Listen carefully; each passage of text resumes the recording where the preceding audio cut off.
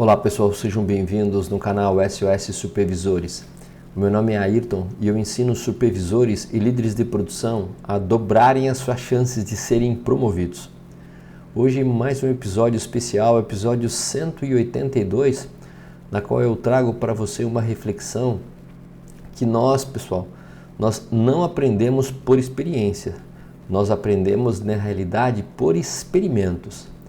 E como você, líder de produção, supervisor de produção, encarregado, chefe, pessoas que têm liderança de linha de frente na produção, podem planejar um bom experimento através de 4 passos fundamentais, com exemplos práticos que eu vou dar no decorrer desse vídeo e principalmente no final. Então, se você gosta desse tipo de conteúdo, já deixa o seu like, fica comigo para que você possa aprender em detalhes cada um desses 4 passos para que possamos realizar aí bons experimentos. Pessoal, vamos lá. Experiência versus experimentos, né? Pessoal, nós realmente não aprendemos com experiência. Eu vou explicar para vocês por quê. Nós realmente tendemos a aprender a tirar proveito de experimentos, quando nós fazemos experimentos, quando nós mudamos aí o mindset nosso de experiência para experimentos. E vamos lá explicar por que isso, pessoal. A experiência por si só é muitas vezes confundida com a fonte de aprendizado. Mas simplesmente passar por um evento não garante crescimento ou percepção. Passar por um evento bom ou ruim, tanto na vida profissional como na vida pessoal, ela não garante crescimento ou percepção. O que realmente impulsiona o aprendizado é tratar nossas decisões, nossas iniciativas, nossos projetos como experimentos, onde estamos conscientemente testando suposições, hipóteses, observando o resultado dessas suposições e ajustando-as com base nas lições aprendidas.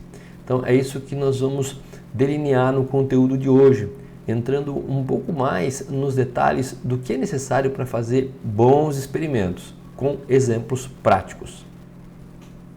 Pessoal, vamos lá. O que torna então um bom experimento versus um experimento ruim? O primeiro passo para realizar um bom experimento, aí que você está me ouvindo na produção, né? O primeiro passo é o seguinte, pessoal, é ter realmente um propósito claro para o experimento, né? Um bom experimento começa com um objetivo claro. O que você está tentando entender ou melhorar no seu processo, né? E antes de agir, defina realmente o seu objetivo. Um experimento ruim é aquele que é vago e não é estruturado, com o objetivo de ver o que acontece, sem um propósito específico em mente. Então tá aí a primeira dica, pessoal, toda vez que você for realizar um experimento, tenha aí um propósito claro, para que você realmente entenda por que você está fazendo isso, por que você quer descobrir isso no seu processo. O segundo passo para realizar um bom experimento na produção é testar suposições. É quando você testa suposições, é quando você testa a hipótese, né? E o que é isso, pessoal? Um bom experimento identifica suposições específicas a serem testadas, ou seja, as hipóteses sobre certas ações ou decisões levarão a resultados específicos ou não. Então, isso é realmente testar a hipótese. Um experimento ele tem que testar hipóteses. Exemplo, se eu melhorar o tempo de entrega de um determinado produto na célula que eu realmente faço essas entregas diariamente, será que os clientes eles permanecem fiéis? Será que eles melhoram a fidelidade? Eles acabam comprando mais ou realmente não tem nenhuma alteração em relação à fidelidade? Um experimento ruim pula essa etapa de identificar as suposições, não esclarecendo quais suposições estão sendo testadas, o que dificulta a medição do aprendizado, né? Um outro tipo de suposição, se eu modificar alguma etapa num determinado processo, será que a quantidade de scrap ela diminui? se eu mudar algum elemento de trabalho dentro de uma operação chave ou gargalo, será que eu aumento a quantidade de peças produzidas por empregado? Então, isso é definir uma suposição para que ela para que ela venha a ser testada, ok? Então, está aí o segundo passo para que a gente possa realizar aí um bom experimento na produção. O terceiro passo para realizar um bom experimento na produção, pessoal, é definir um método. O que é um método, pessoal? Um experimento bem planejado, ele tem um método claro. Isso inclui saber como você coletará os dados, né? Como que você vai planejar e coletar os dados. Quais ações que você vai tomar frente aos dados, como esses dados vão ser analisados. E como você medirá o sucesso do seu experimento, né? Exemplo, né? Nós demos um exemplo do passo número 1 em relação ao propósito, né? E o passo número 2 em relação à definição da hipótese, mas digamos que você está testando a hipótese que nós demos de se nós melhorarmos o tempo de entrega do nosso produto, será que os clientes eles vão se manterão fiéis? Essa é a hipótese. E como que é o método? Como que eu defino um método para medir esse resultado? Bom, a gente pode realizar pesquisas antes e depois, rastrear as taxas de retenção de clientes ou analisar os dados financeiros ao longo do tempo, que mostram que de repente, quando eu melhorei o prazo de entrega, né, eu dei mais fidelidade, eu diminuí e mantive aquele prazo de entrega melhor, os dados financeiros mostram que eu estou melhorando o meu faturamento, por exemplo, né? Então, é uma maneira de eu estabelecer um método, né? Como que eu vou medir o resultado através da coleta de dados. E um experimento ruim, ele não tem uma estrutura ou estratégia para avaliar os resultados antes e depois da minha mudança, né? Eu quero testar uma hipótese, eu tomo ações para que ela aconteça, mas eu não tenho um método de planejamento, coleta de dados, eu não consigo comparar a situação antes ou depois. Então, está aí o terceiro passo claro que define realmente como que eu vou fazer aí a coleta dos dados, ações que eu vou tomar e como que eu vou medir o sucesso antes e depois, para saber realmente se aquela hipótese está validada ou não. O quarto passo para realizar um bom experimento na produção, pessoal, é o que é chamado pelos especialistas, pelos cientistas até, de adaptabilidade. O que é adaptabilidade, pessoal? É o conceito de que mesmo quando os experimentos eles não produzem o resultado desejado, a princípio na primeira vez, eles ainda são valiosos, né? Por que eles são valiosos? O experimento só é considerado ruim ou falho se decidirmos interrompê-lo prematuramente, né? A gente não tem consistência para manter aí o conhecimento contínuo, né? Quando os resultados não atendem às nossas expectativas iniciais. Geralmente quando isso acontece, a gente tende a interromper os experimentos sem dedicar um tempo para refletir sobre esses resultados e sem fazer ajustes nas abordagens que estamos usando. Então, nem sempre um experimento dá resultado da primeira vez, né?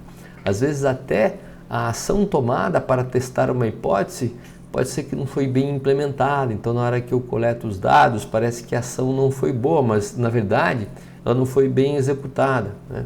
Ou realmente eu preciso melhorar um pouco as minhas ações para testar aquela hipótese ou não, tendo realmente a certeza que eu executei o experimento planejado para testar aquela hipótese e a coleta de dados me informou que o antes e depois realmente não muda, né? Então, nós temos que tomar bastante cuidado para que a gente persista muitas vezes no experimento, fazendo então girar aí o que a gente chama de círculo virtuoso, mas não desistir muitas vezes daquele experimento da primeira vez. E se realmente aquela hipótese não foi comprovada, pelo menos você sabe a variável que foi mexida no seu processo e que não te levou ao resultado esperado. Então é uma variável a menos a ser testada, mas já está conhecida por você através da realização desse experimento. E vamos lá, pessoal, vamos testar essas 4 etapas, esses 4 passos em um experimento prático, né? E eu trouxe para vocês aqui um exemplo prático voltado à fabricação de bicicletas. Quais são os 4 passos, então, para um bom experimento? Suponhamos que a fábrica de bicicleta deseja aumentar a eficiência da sua linha de montagem, né? Essa aí é realmente a suposição. Vamos aplicar a 4 etapas. A primeira etapa que nós comentamos aqui no conteúdo é definir um objetivo claro, né? E o objetivo claro é o quê? Reduzir o tempo de montagem das bicicletas em 15% sem comprometer a qualidade. Então, está aqui o objetivo claro, né? Eu trago clareza. O segundo passo, pessoal, para que a gente possa executar um bom experimento na produção é testar as suposições, né? E a suposição que vai ser testada aqui é a seguinte: é a hipótese de que a introdução de algumas ferramentas automatizadas no processo de fixação de componentes podem reduzir o tempo de montagem, né? Será que essa hipótese é verdadeira? Será que se eu implementar a princípio alguns testes, né, em relação a algumas montagens automatizadas de componente, será que eu consigo atingir esse 15%? Porque se eu não conseguir 15% de aumento na minha montagem, eu não retorno o investimento. Eu não consigo vender 15% a mais para abater o custo. Então está aqui a hipótese que eu pretendo testar frente ao objetivo claro que eu defini no passo número 1. O passo número 3, pessoal, nós definimos a metodologia. Lembra? É o planejamento de coleta e teste de dados, né? A primeira ação dentro da metodologia é implementar estações de trabalho automatizadas em uma parte da linha de montagem. É a ação pelo qual eu vou testar a hipótese. A segunda parte é a coleta de dados. Como que eu vou comparar os dados de montagem e a taxa de defeitos antes e depois da introdução das estações automatizadas? Então, primeiramente, eu faço a medição da taxa de defeitos e produtividade antes.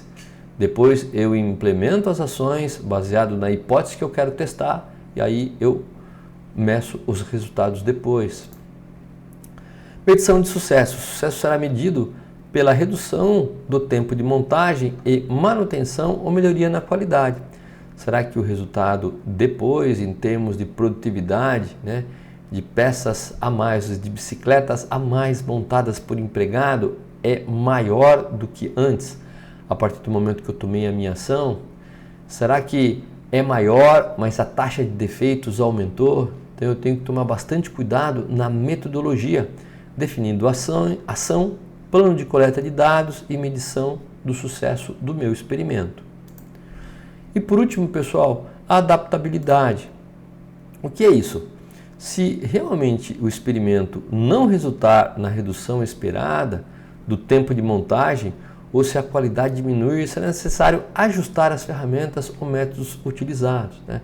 Eu ajusto a minha ação para que eu possa realmente fazer girar o círculo virtuoso da melhoria, né? Eu continuo a testar, eu não desisto prematuramente do meu experimento, tá? Eu posso sim ter obtido um aumento de 15% ou mais, mas devido ao processo ser novo, aumentou a minha taxa de scrap. Então eu não desisto em relação a isso, eu tento ajustar o meu processo naquela etapa que gera mais scrap, para que realmente eu, em função da adaptabilidade, eu possa melhorar o meu experimento. E aqui um exemplo, pode-se experimentar diferentes tipos de automação ou alterar o layout das estações de trabalho, por exemplo, tá? Então está aí o exemplo prático de uma indústria fabricante e montadora de bicicletas experimentando aí os 4 passos para um bom experimento. Pessoal, é esse o conteúdo de hoje. Se você gostou, já deixa o seu like.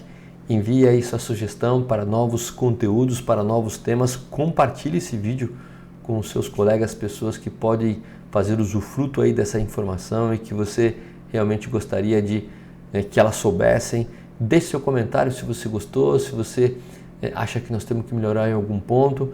E se você não é inscrito no canal ainda, inscreva-se para que sempre que nós postarmos o vídeo aqui no YouTube você seja diretamente avisado. Meu muito obrigado e até o próximo episódio.